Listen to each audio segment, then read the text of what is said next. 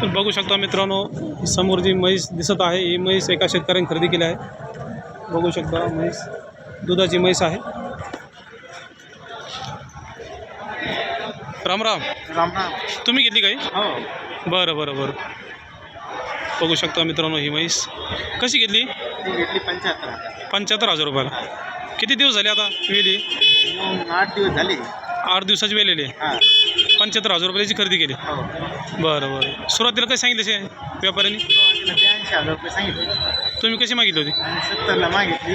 हां. नंतर मग 70, 72, 74 केले आणि 75 आमची झाली. 75,000 रुपये व्यवहार झाला. हो.